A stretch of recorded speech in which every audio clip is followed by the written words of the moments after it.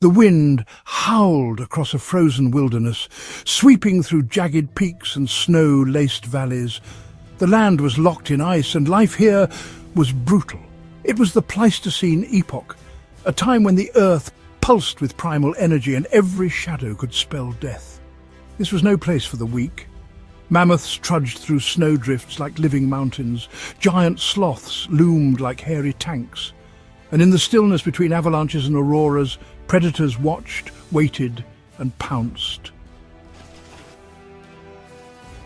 But among the hunters, two reigned supreme.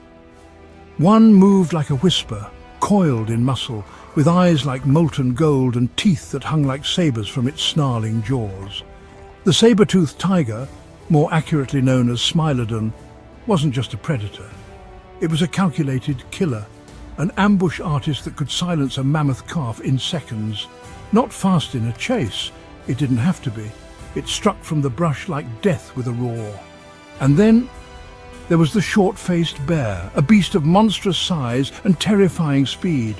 Taller than any human when it stood upright, heavier than a car, and armed with claws like scythes. It didn't sneak, it announced its presence. It wasn't just a hunter, it was a force of nature. Now, imagine them, sharing territory, hunting the same prey, crossing paths on the open plains where snow covers everything, including blood. Two apex predators, one icy battleground. Welcome to the Griot Chronicles, the place where ancient beasts come back to life and history growls from the shadows. If this is the kind of raw, untamed story you live for, smash that subscribe button and join the pack. Because today, we dive deep into one of prehistory's greatest what-if battles. And trust me, it's going to be a bloody good time. Forget everything you know about tigers. The Smilodon wasn't one. It didn't stalk the jungles with orange stripes and feline grace. No, this beast was built for brutality, not beauty. With shoulders like battering rams and forearms that could crush bone, the saber-toothed tiger was less a big cat and more a prehistoric assassin. Smilodon fatalis, its very name whispers death. Weighing in at over 600 pounds and measuring nearly the length of a modern lion, Smilodon looked like nature had carved it from stone and rage. But its most iconic feature, those teeth, twin sabers, serrated, curved, up to 11 inches long, dangling from its upper jaw like the fangs of a nightmare. But here's the twist. Those monstrous teeth weren't built for chewing or tearing. They were surgical tools, delicate, precise, meant to pierce, to sever arteries, to end fights before they began. Smilodon didn't chase, it ambushed, a silent stalker hiding in the grasslands or brush, waiting for the perfect moment to pounce.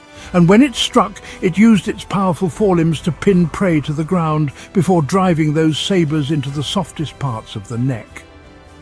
One strike, one kill. That was the dream. But it wasn't flawless. For all its terrifying weapons, Smilodon had weaknesses. Its jaw didn't open as wide as you'd expect. And those fangs? They were fragile in the wrong context. A poor angle, a struggling prey, a miscalculation, and the tiger could lose its deadliest edge. But what happens when this shadowy killer meets a walking wall of muscle and rage? Stay with me, because in the next chapter we meet the behemoth that even Smilodon would think twice about stalking, the short-faced bear. The short-faced bear, a name that sounds harmless until you stand in its shadow. This wasn't just a bear, it was a colossus. Standing up, it could reach over 12 feet tall, taller than a giraffe's shoulder, weighing as much as 1,500 pounds, with limbs like tree trunks and claws that could gut a mammoth carcass like it was warm butter. Its legs, long, built not for lumbering, but for speed.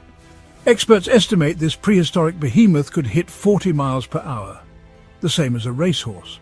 Imagine that, a charging mountain of muscle galloping across the frozen plains, jaws open wide.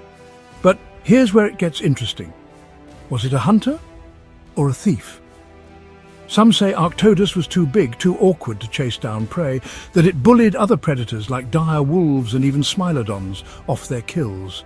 A prehistoric mob boss using its size to dominate the icy food chain. And now, the stage is set. Two titans, one battlefield. In one corner, the silent killer with surgical precision. In the other, a charging juggernaut with a bone-crushing roar. And now, the moment you've been waiting for, the ultimate face-off. Two prehistoric titans, stripped to the stats, laid bare in all their brutal glory. In one corner, the stealthy killer, the feline with fangs forged by evolution itself, the Sabre-Tooth Tiger, Smilodon fatalis. In the other, a beast that walked like a shadow of doom, the short-faced bear, Arctodus simus, towering, terrifying and hungry. This was real, not mythology. These titans once shared the same frozen stage, each with strengths, weaknesses and survival etched into their bones. So in this prehistoric power struggle, science doesn't just imagine the clash, it digs through time to piece it together. Paleontologists have unearthed enough fossils, tooth marks and bone wear to build educated theories on how these beasts lived and, more importantly, how they fought. Arctodus, its skeleton screams power and reach. With limbs longer than any other bear and a bite designed to shatter bone, it could overwhelm most prey. But here's the twist. Some experts argue it was more scavenger than hunter, a bully, not a brawler. It used its size to steal kills, not always to make them. So what if they met? Could Smilodon pierce that thick bear hide?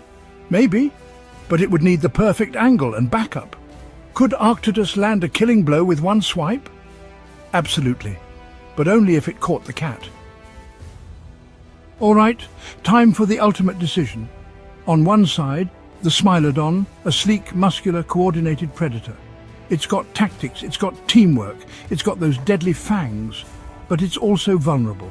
A wrong move, a broken tooth, and it's game over. So, Griot Chronicles tribe, we're throwing it to you.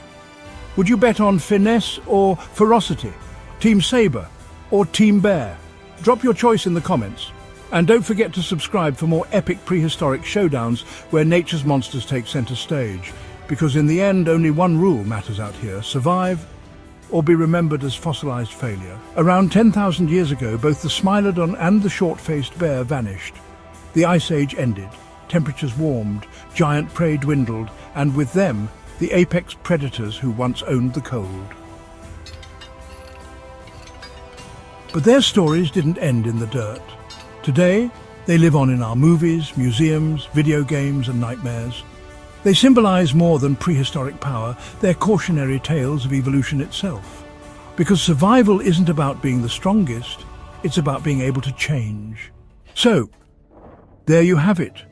Two predators, one frozen battlefield. A clash echoed through the ages. We may never know who would have walked away from that confrontation, but one thing's for sure: the Ice Age had no mercy.